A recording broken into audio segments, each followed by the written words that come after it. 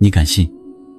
你此刻用来刷视频的眼睛和窗外老槐树的叶片，居然是用同一批宇宙积木拼出来的。想象你有一套超大体量的乐高，只有6种零件，每一种却有1万个，能拼出汽车、大树，甚至你的大脑。现实里，这套乐高就是原子，几乎所有生命体的 99% 都由碳、氢、氮、氧、磷、硫这6种元素组成。当你看向窗外的一棵树时，其实这棵树组成的零件和你体内的零件是同款，只是组装方式不一样。更神奇的是，现代天体物理学发现，你左手里的原子、槐树叶里的原子都诞生于几十亿年前的古老恒星内部。当恒星爆炸时，这些积木被抛洒到宇宙各处，就连韦伯太空望远镜的最新数据都证实，遥远星系和尘埃云的化学组成居然和我们的一模一样。这意味着你和树木的原材料都是在同一个宇宙熔炉里炼出来的，而且原子几乎 99.9% 都是空的。如果原子是个体育场，原子核就是中心的一只苍蝇，电子在顶层看台打转，那为啥我们摸起来是坚实的，不会穿过地面？现代物理学说，我们和树木根本不是一堆死物质，而是复杂的能量场。看起来不同，只是因为这些场的互动方式不一样。说白了，你和老槐树都是同一种星辰变的，只是今天的形态不同而已。如果原子是构建生命的乐高积木，那碳绝对是最核心、最万能的那块。科学家都叫它元素之王，没有碳就没有我们所知的任何生命。为啥？秘密在碳的社交能力。大多数原子只有1至2个抓手能和邻居结合，可碳有4个，这让它能拼出超长的坚固链条，甚至复杂的3维框架。你身体里的肌肉、DNA、老槐树的坚硬树干全是碳链搭出来的。而且现代天体生物学已经证实，碳是全宇宙生命的最佳地基。科学家试过模拟硅基生命，却发现只有碳能做到刚柔并济，足够坚固，撑得起结构，又足够灵活，让生命成长变化。更有意思的是，碳还让我们和树木成了循环伙伴。树木生长时会从空气中抓碳，把看不见的气体变成硬木材。我们吃植物的果实，就把这些碳拿来搭建自己的细胞。几百万年来，我们一直在互相交换这些积木。如果说原子是砖块，那 DNA 就是生命世界里的总建筑师兼工头。最神奇的是，地球上所有生命的建造说明书用的都是同一种语言，由4种相同的氮碱基字母写成，差异只在字母的排列顺序。你可能想不到，人类和树木居然共享 20%、-50% 的基因。这些基因是最基础的施工指南，管着细胞怎么呼吸、怎么复制、怎么转化能量。但说明书的其他部分就完全不同了。我们的基因里有造眼睛、神经系统的指令，树木的则是造树皮、光合作用组织的内容。而且科学家还发现， DNA 里藏着很多开关。以前以为只有基因本身说了算，现在表观遗传学和泛基因组学的研究证明，这些开关才决定原子什么时候按什么顺序拼成蛋白质。对树木来说，这些开关会响应日照长短、土壤湿度；对我们来说，就会跟着荷尔蒙、大脑信号走。我们和树木的不同，就像同一个原子乐团，跟着不同的乐谱演奏。更厉害的是，这份说明书超级稳定，你的原子每天都在换，呼出旧的，吸入新的，但 DNA 里的信息永远不变，它会一直指挥原子拼成你的样子，不让你变成一团灰或一滴水。所以我们体内的物质是临时的，真正定义你的是 DNA 里的信息秩序。我们人类得找现成的食物吃才能活，可树木却能直接从空气和阳光里造出自己。现代量子生物学的研究更是揭开了树木的黑科技。植物居然会用量子物理的方法，把太阳能一点不浪费的全用上。当光子落在树叶上，要跑到细胞里的处理中心，要是在普通世界，这就像你跑迷宫，肯定会走错路，撞墙，浪费能量。但树叶里的光子不一样，靠量子叠加，它能同时走所有可能的路径，好像提前算好了最快的路线。这让植物的能量传递效率接近100%。更颠覆的是，植物居然能在常温下维持这种脆弱的量子状态。以前科学家都以为量子效应只有在实验室极低温下才会出现，可研究发现，植物细胞里的结构会以特定频率振动，刚好保护这些量子计算不受干扰。我们和树木的不同，本质上是能量使用方式的区别。我们是热机，靠燃烧卡路里释放能量，而树木是生物量子计算机。它不只站在阳光下，还在原子层面做复杂运算，把阳光变成坚硬的木材。如果把人和树比作2台电脑，那我们的硬件完全一样，装的操作系统却天差地别。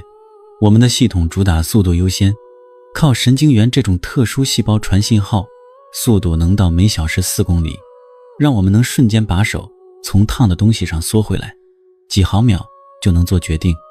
说白了，我们是电驱动生物，思想和动作都是大脑里原子的快速能量爆发。树木没有我们理解的大脑，但它绝对不是哑巴，它靠的是化学互联网。科学家叫它树木网络，通过土壤里的真菌丝，还有释放特殊气体，树木能传递干旱、害虫入侵的消息。这个过程很慢，信号可能要几小时甚至几天，但能覆盖整片森林。而且植物神经生物学的新发现说，树木也有类似神经脉冲的东西。当毛虫开始啃叶子，树木会通过导管发送电信号，让其他叶子提前生产防御毒素。只不过我们的处理器集中在脑袋里，树木的处理器却遍布全身。从根尖到每一片叶子，我们和树木的沟通策略完全相反。人类是高速光纤，要的是即时反应。树木是慢悠悠的云网络，因为它计划活上几百年。如果给你一次机会，你愿意当快速反应的光纤人类，还是慢节奏的云网络大树？为啥同样的碳原子，有的变成晶莹的水晶，有的变成粗糙的橡树皮？这个问题困扰了科学家几十年，就像没拼图合图，却要拼10亿块的拼图。直到2024年 AlphaFold 3人工智能的出现，才给了我们答案。这是一种神经网络，能以惊人的精确度预测原子怎么连接。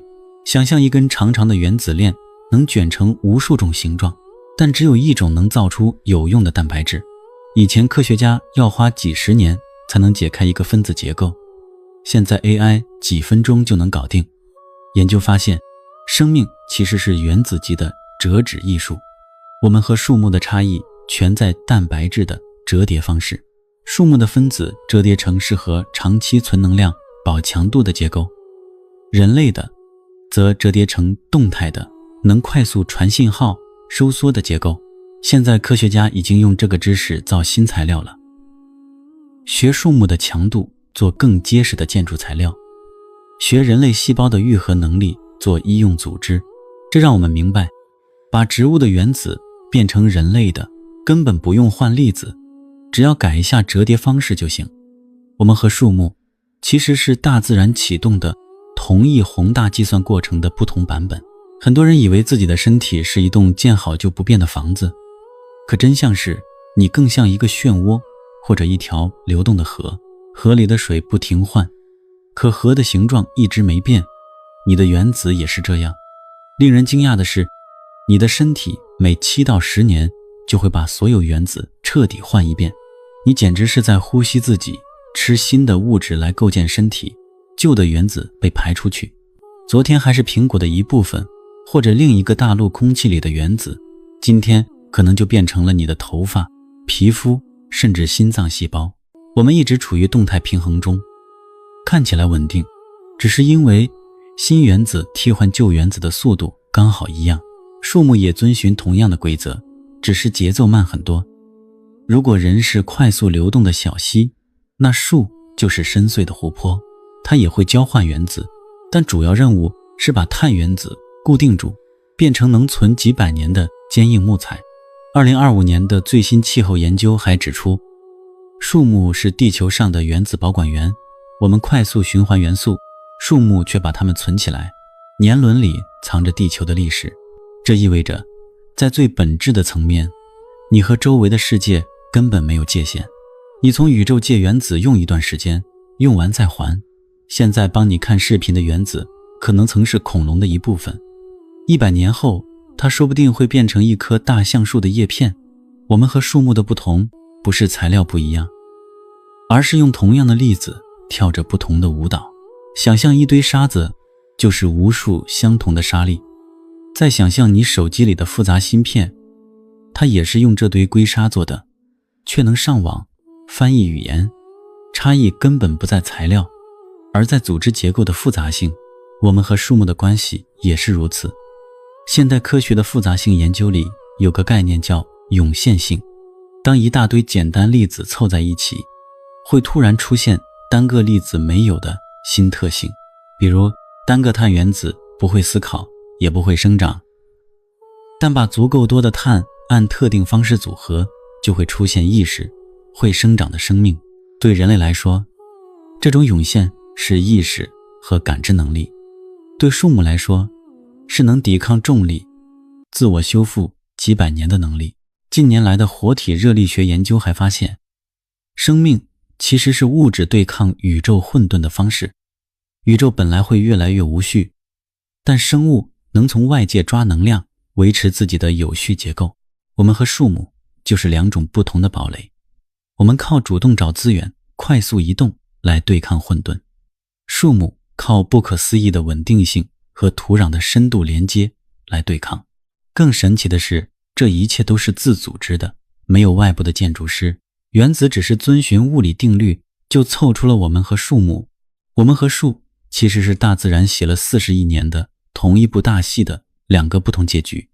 我们要思考，要奔跑，树木要站立，要繁盛。其实把你和树分成你和它，只是我们眼睛产生的错觉。在原子碰撞、分子诞生的最深处，我们都是地球这个大有机体的一部分，彼此渗透，密不可分。现代生态学把生物圈比作一个巨大的原子经济系统，碳、氧、氮，原子就是货币。你吸气时，吸的是树木刚呼出的氧气，你呼气时，树木又用叶子贪婪地吸进二氧化碳，用来造新的枝条。这个过程每一秒都在发生。我们就像硬币的两面，对我们是废物的，对树木是建筑材料，反过来也是。更重要的是，你体内的任何一个原子都不是永久属于你的。今天构成你微笑的原子，几百万年前可能是远古蕨类的一部分，几个世纪后又会变成一片森林的一部分。这种认知彻底重构了我们和自然的关系。我们不是自然的主宰者，而是宇宙星辰的临时形态。保护树木本质上就是保护未来的自己。当你下次路过一棵树时，不妨停下来看看，你看到的不是一棵树，而是和你共享宇宙起源的另一个自己。如果你被这种跨越物种的宇宙连接感打动，别忘了点赞、收藏、关注我，带你解锁更多藏在原子里的宇宙秘密。评论区聊聊，你最想让自己的原子未来变成什么？